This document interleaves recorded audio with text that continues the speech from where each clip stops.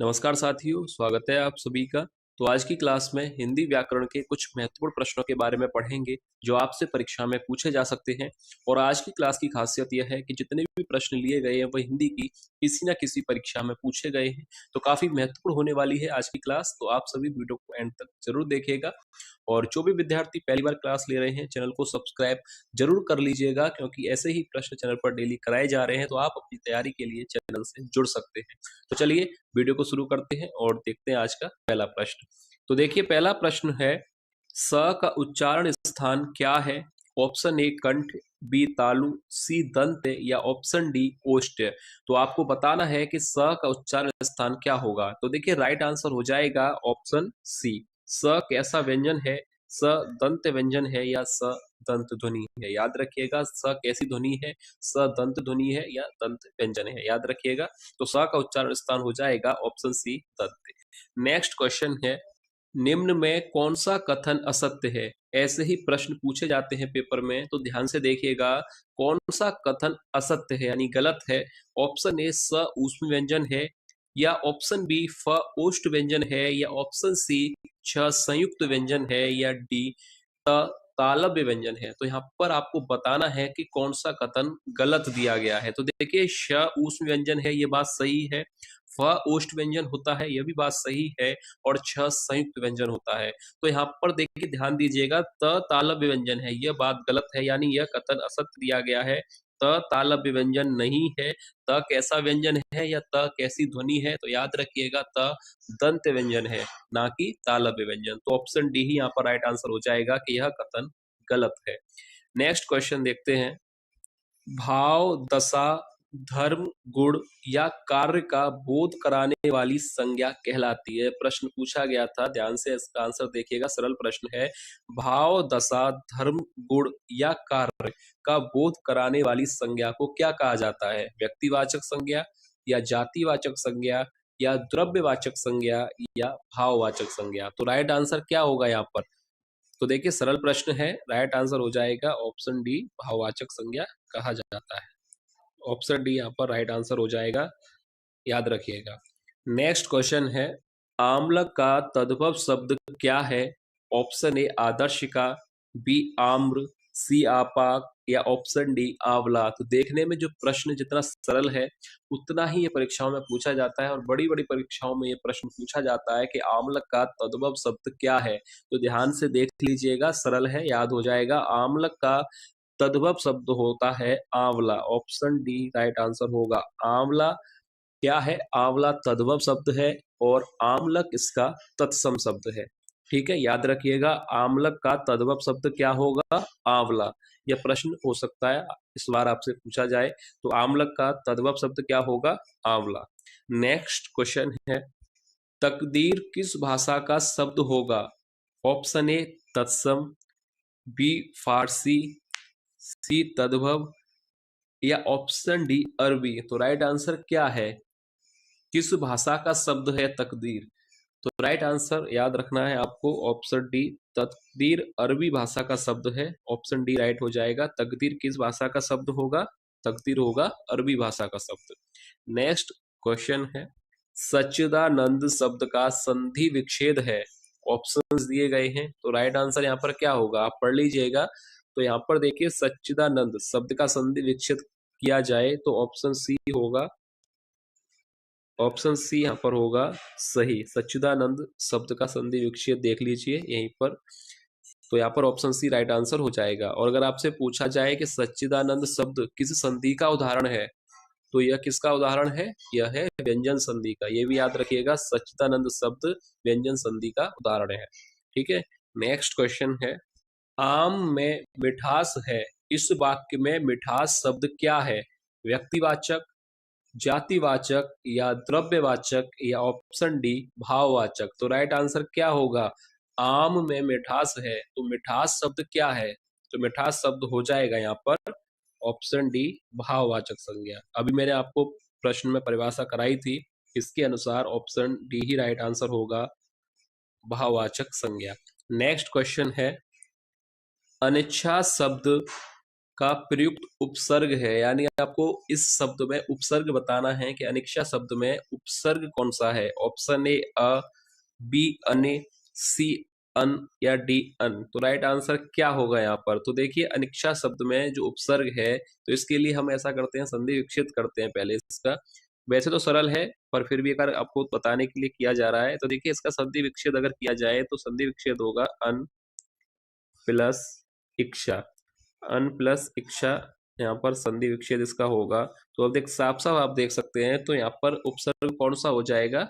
अन। और ये किसका है? व्यंजन संधि का उदाहरण दिया गया है यहाँ पर। अनिक्षा व्यंजन संधि का उदाहरण है, अन प्लस इक्षा। तो यहाँ पर उपसर्ग आपको पूछा गया था, तो उपसर्ग हो जाएगा ऑप्शन सी अन। याद रखिएगा, ऑप्शन सी राइट आंसर हो जाएगा। और ये किसका उदाहरण है? यह व्यंजन संधि का उदाहरण है। नेक्स्ट क्वेश्चन है, निम्न में से पृथक संज्ञा का उदाहरण है।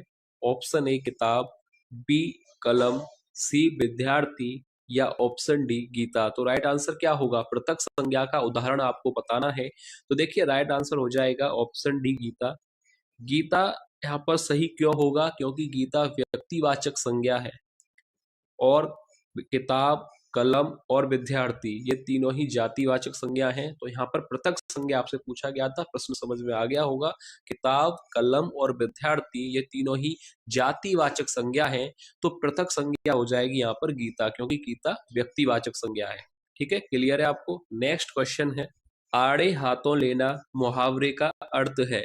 ऑप्शन ए विपत्ति आना, बी खरी खोटी सुनना नहीं होगा, यहाँ पर सुनाना होगा, खरी खोटी सुनाना, सी कर्तव्य पूरा करना या डी आलोचना करना। तो देखिए आड़े हाथों लेना मुहावरे का अर्थ क्या होगा? तो राइट आंसर ऑप्शन बी ही राइट होगा, खरी खोटी सुनाना। यहाँ पर सही कर लीजिएगा, खरी खोटी सुनाना होगा। खरी खोटी सुनाना यानी आड़े हाथों लेना मुहावरे का अर्थ हो जाएगा। नेक्स्ट क्वेश्चन है, निम्न में समूहवाचक संज्ञा है। तो यहाँ पर सही कर लीजिएगा, समूहवाचक आपसे पूछा गया है कि निम्न में समूहवाचक संज्ञा आपको बताना है। ऑप्शंस दिए गए हैं, गिरोह, बी मंडल, सी दल या ऑप्शन डी यह सभी। ये प्रश्न पूछा गया था, सरल प्रश्न है पर पूछा गया था, समूहवाचक संज्ञा आपको बताना है। तो राइट आंसर है, सरल प्रश्न है, गिरोह समूहवाचक, मंडल दल, यानी ऑप्शन डी राइट हो जाएगा, ये सभी समूहवाचक संज्ञा है। नेक्स्ट क्वेश्चन है, युद्ध की इच्छा रखने वाला वाक्यांश के लिए एक शब्द क्या होगा? ऑप्शन ए मुमुक्षु, बी युयुत्सा या ऑप्शन सी युद्ध प्रेमी या ऑप्शन डी युयुत्सु। तो देखिए यह प्रश्न पूछा जाता है, इसलिए लिया गया है, तो ध्यान से इसका आंसर देख लीजिएगा। वैसे ज्यादातर को पता होगा इसका आंसर, फिर भी देख लीजिए। युद्ध की इच्छा रखने वाला वाक्यांश के लिए एक शब्द हो जाएगा यहाँ पर, युद्ध की इच्छा रखने वाला के लिए होता है ऑप्शन डी युयुत्सु। क्या कहा जाएगा? युयुत्सु। याद रखिएगा, ऑप्शन पहले तो यहाँ पर लिख दूं ताकि आपको रहेगा कि ये पेपर में पूछा जा सकता है। इंपोर्टेंट प्रश्न की श्रेणी में आता है कि युद्ध की इच्छा रखने वाला के लिए एक शब्द होगा युयुत्सु। और अगर आपसे यहीं पर पूछा जाए कि युद्ध की इच्छा, सिर्फ इतना ही आपसे पूछा गया है कि युद्ध की इच्छा, अब यहाँ पर वाक्यांश के लिए एक शब्द क्या होगा? तो देखिए युद्ध की इच्छा रखने वाला युयुत्सु, और युद्ध की इच्छा कहलाती है युयुत्सा, ऑप्शन बी। ठीक है, क्लियर है आपको? दोनों ही प्रश्न तैयार हो गए। युद्ध की इच्छा रखने वाला के लिए वाक्यांश के लिए एक शब्द होगा युयुत्सु, और युद्ध की इच्छा सिर्फ इतना ही है कि युद्ध की इच्छा वाक्यांश के लिए एक शब्द, तो युद्ध की इच्छा यानी युयुत्सा, और युद्ध की इच्छा रखने वाला यानी युयुत्सु। दोनों प्रश्न क्लियर है, इंपोर्टेंट प्रश्न है, पूछा जा सकता है, ध्यान से देख लीजिएगा। नेक्स्ट क्वेश्चन देख लेते हैं, संस्कृति शब्द का विशेषण क्या है? ऑप्शन ए संस्कृत, बी सांस्कृतिक या सी संस्कृति या ऑप्शन डी सांस्कृतिक।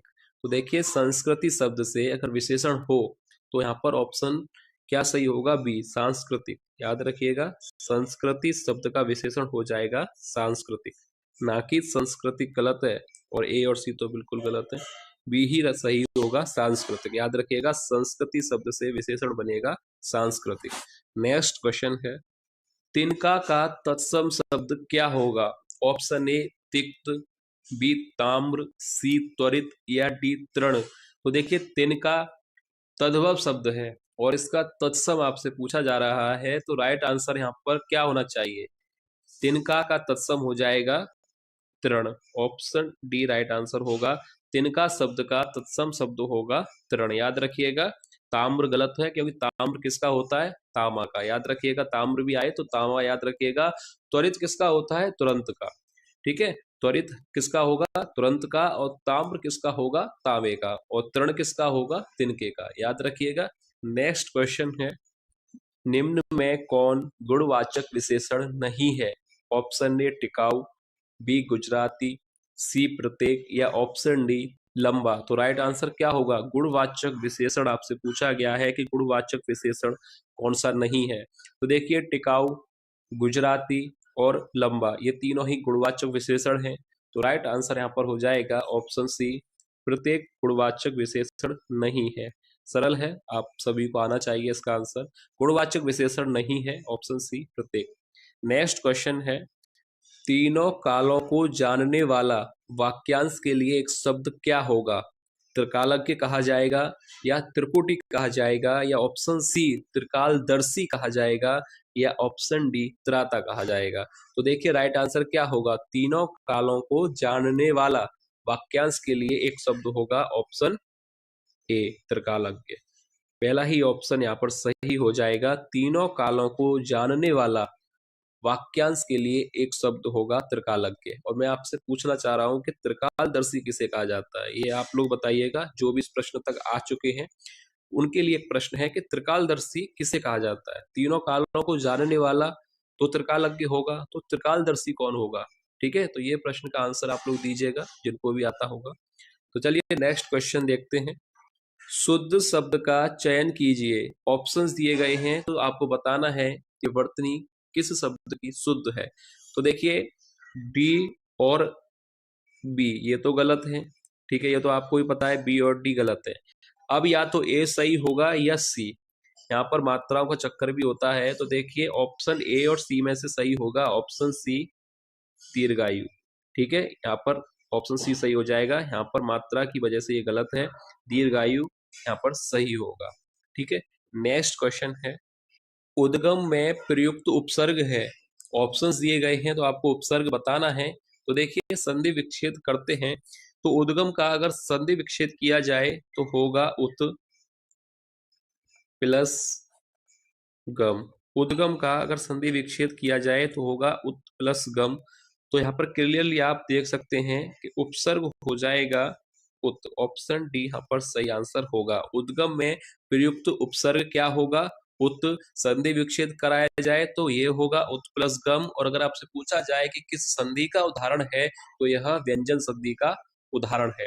क्लियर है? अगला प्रश्न है, पतित का पर्यायवाची शब्द है। ऑप्शन ए अधोगामी, बी कपूत, सी पापी, या ऑप्शन डी उन्नत। तो यहाँ पर पर्याय शब्द आपसे पूछा गया है, कौन सा होगा पतित का? तो राइट आंसर होगा ऑप्शन ए अधोगामी। ऑप्शन पहला यहाँ पर सही हो जाएगा। नेक्स्ट क्वेश्चन है, उत्साह किस रस का स्थायी भाव है? ऑप्शन ए रौद्र रस, बी अद्भुत रस, सी वीर रस, या डी भीवत्स रस। तो राइट आंसर क्या होगा? उत्साह किस रस का स्थायी भाव होगा? तो ऑप्शन यहाँ पर सही हो जाएगा सी, उत्साह वीर रस का स्थायी भाव होता है। तो ऑप्शन सी ही राइट आंसर हो जाएगा। तो ये था आज की क्लास का अंतिम प्रश्न। उम्मीद है क्लास आपको पसंद आई होगी। और जो भी विद्यार्थी पहली बार क्लास ले रहे थे, चैनल को सब्सक्राइब जरूर कर लें, क्योंकि ऐसे ही प्रश्न चैनल पर डेली कराए जा रहे हैं। तो आप अपनी तैयारी के लिए चैनल से जुड़ सकते हैं। तो चलिए मिलेंगे नेक्स्ट क्लास में ऐसे ही और महत्वपूर्ण प्रश्नों के साथ। तब तक के लिए धन्यवाद।